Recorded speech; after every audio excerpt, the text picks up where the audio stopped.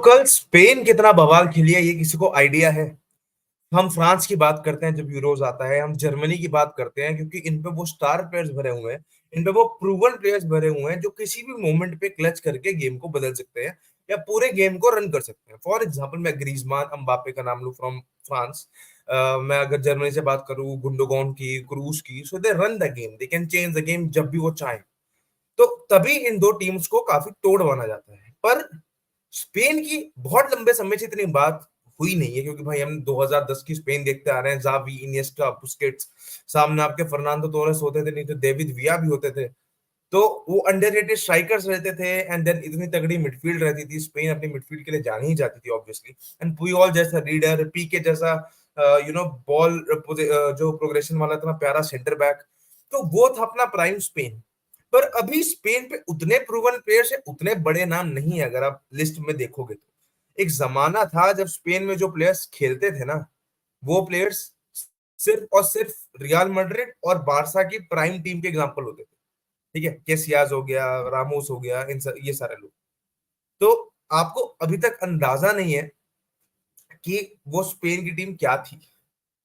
पर अब जो स्पेन की टीम हम देख रहे हैं अपने सामने खेलते हुए, एक बार मैं स्क्रीन शेयर कर दूं।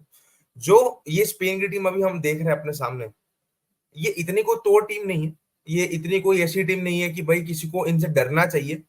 पर इनको आप हल्के में लोगे तो इट दे विल हॉन्ट अस, जैसे कि इन्होंने इटली को हॉन्ट किया इस गेम में 1-0 से। अब मैं अगर टीम की बात ही कर रहा था तो मैं पहले दोनों टीम्स के लाइनअप दिखा दूं। पहले मैं इटली की बात कर लूं तो इनमें पेलेग्रिनी, स्कामाका, किएजा, बरेला, जॉर्जिनो, फ्रेतेसी, डिमार्को, मतलब सारे इनके अच्छे खासे जितने ये अपने टॉप प्लेयर्स खिलवा सकते थे इन्होंने खिलवाया। अब मैं बात करना चाहूंगा स्पेन की टीम की, जिसके लिए ऑब्वियसली मैं बैठा हूँ 4-3-3 की फॉर्मेशन पे खेल रहे थे।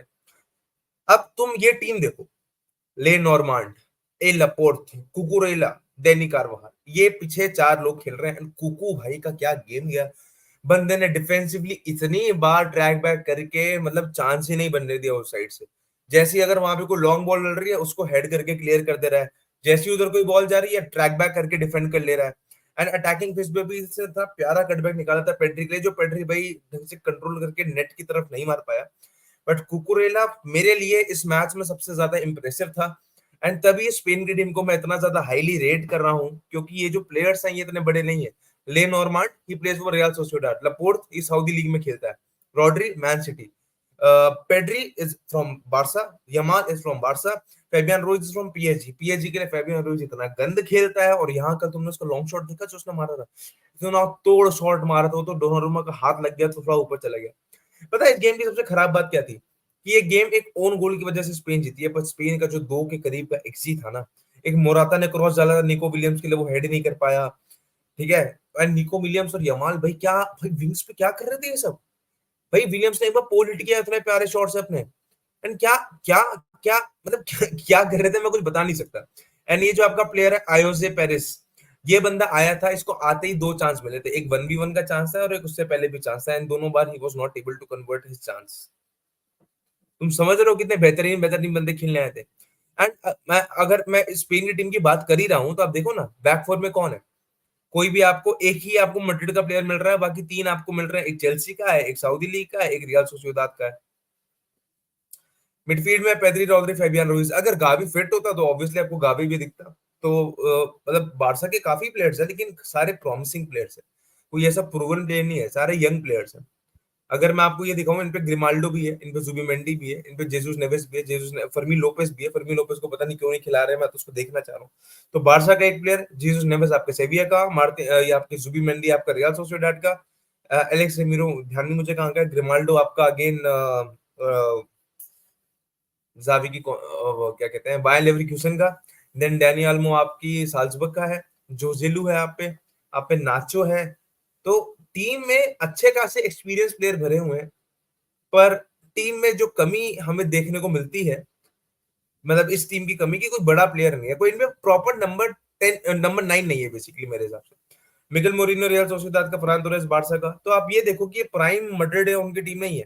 ठीक है, मैड्रिड के भी वो प्लेयर्स इस टीम में खेल रहे हैं जो 1-2 साल के अंदर भाई फुटबॉल को अलविदा कह ही देंगे, या तो मेन स्ट्रीम को अलविदा कह ही देंगे। चाहे आप नाचो की बात करो, चाहे आप कारबाहाल की बात करो, they will leave the football very soon, like ज्यादा दूर नहीं है। प्रॉमिसिंग जो भी टैलेंट्स इस स्पेन की टीम के लिए आ रहे हैं वो बारसा की तरफ से आ रहे हैं। जो भी प्रॉमिसिंग टैलेंट्स है, it's all coming from Barcelona La Masia के एकेडमी से। And Lamine Yamal being the one of them is like इस टाइम पे वो स्टार्ट कर रहा है भाई। इतने बड़े गेम में ही ऑलवेज स्टार्ट्स। अब सबसे बड़ी प्रॉब्लम मुझे इनकी नंबर 9 की लगती है, बट जिस तरीके का इनका गेम प्ले है, मोराटा भी कितने भाई कैप्टन आर्ममेंट पहनता है भाई। मोराटा भी कितने सलीके से कितने दिमाग से गेम खेलता है, तो उनको आइडिया नहीं। कल कुकुरेला का इतना बेहतरीन गेम, कल भाई कुछ नहीं करने दिया इटली को। इटली का एक्सजी भी शायद एक से भी कम था इटली का बहुत। फर्स्ट हाफ में तो मैं कह भी दूंगा कि स्पेन को थोड़ा कंटेन कर लिया डिफेंसिवली, गोल नहीं मारने दिया। सेकेंड हाफ में तो यार स्पेन ने काफी अच्छा परफॉर्म किया, लेकिन स्पेन को ऑब्वियसली स्पेन के किसी ना किसी प्लेयर को एक गोल तो मारना था, चाहे वो निको विलियम्स होता, चाहे वो मोराटा होता, चाहे वो यमाल होता, चाहे इवन वो पेड्री होता, पेड्री के एक दो चांसेस थे, चाहे वो फैबियन रुइज होता, एंड चाहे वो रॉड्री होता। क्योंकि ये जो मिडफील्ड और जो आपकी फ्रंट है, ये तीनों ये छह के छह बंदे शॉट्स ले रहे थे, ये छह के छह बंदे कोशिश कर रहे थे भाई गोल मारने की। तो ये स्पेन की टीम जिसमें कोई इतना बड़ा नाम नहीं है, कोई प्राइम बारसा या प्राइम मैड्रिड का कोई प्लेयर नहीं है। अब आप समझ सकते हो कि क्यों अंडररेटेडली ये टीम काफी अच्छी है। एंड अगर मैं आपको स्पेन का बेसिकली मैं टेबल दिखा दूं कि वो टेबल में कहाँ चल रहे हैं, तो they are currently at top of the table. इनका अल्बेनिया से मैच बचा हुआ है। आपकी ये रही, इटली को हरा दिया इन्होंने। अब अगर क्रोएशिया इटली को हराती है तो डायरेक्टली क्रोएशिया पहुंच जाएगी। क्रोएशिया जो मोस्ट प्रोबेबली बाहर है, मोस्ट प्रोबेबली बाहर है। पर इटली इतनी को तोड़ टीम अभी तक लगी नहीं है कि वो उनको हरा देगी। देखो हरा सकती है वो अलग बात है, पर नहीं हरा पाई तो क्रोएशिया के लिए Italy is a challenge. But अब ये क्रोएशिया के हाथ में उनकी तकदीर है कि अगर वो जीते हैं तो वो पहुंच जाएंगे, सिंपल सी बात। ग्रुप सी की अगर मैं बाकी ग्रुप्स की भी बात कर लूं तो जर्मनी हमें पता है यहाँ, अब देख लो बाकी ग्रुप्स। इंग्लैंड, जब हाँ इंग्लैंड की बात करते हैं, इंग्लैंड वैसे डेनमार्क का कल मैच था, एंड इंग्लैंड इतनी टॉप नॉच टीम होकर भी कुछ नहीं कर पाती। डेनमार्क ने जो गोल खाया वो भी वो अपनी एक प्लेयर की बेसिक एरर की वजह से खाया, जो केन ने ऑब्वियसली बहुत ही अच्छी फिनिश कर दी, बहुत अच्छे से प्लेस कर दिया, अच्छी पोजीशन पे खड़ा था वो। बट वो डेनमार्क के प्लेयर ने जो लॉन्ग शॉट मारा था, जो कि आपका पिकफोर्ड कहीं से भी जज नहीं कर पाया, कहीं से भी सेव नहीं कर पाया। एंड इंग्लैंड की टीम को मैं देखता हूँ तो मुझे रोना निकलता है, क्योंकि इतने बेहतरीन प्लेयर्स मैं देखता हूँ कि एक गोल मारने के बाद mostly they do is track back, mostly they do is कि वे पीछे बैठ के बॉल को क्लियर करते हैं या पीछे बैठ के डिफेंस करते हैं। इनका जूड बेलिंगम का गेम इतना खराब भाई साहब, मतलब इंग्लैंड की टीम जिसमें हर नाम पे टॉप प्लेयर्स भरे हुए हैं, कोबी मेनू और कोल पार्मर मुश्किल से 4 मिनट खेले हैं पिछले 2 मैचेस में कंबाइंड। तो हम देख रहे हैं कि इंग्लैंड क्या कर रही है, जो कुछ नहीं कर पा रही है। एंड इंग्लैंड कैन लूज, कोई भी मैच इंग्लैंड हार सकती है भाई। डेनमार्क से ये ड्रॉ करा ली है, ये सर्बिया से जैसे तैसे जीते हैं, आप स्लोवेनिया से हार भी सकते हैं। नो नो, कोई ऑफेंस नहीं होगा, ये हार भी जाएंगे। क्योंकि England is not such a good team, इतना अच्छा नहीं खेलती है इंग्लैंड।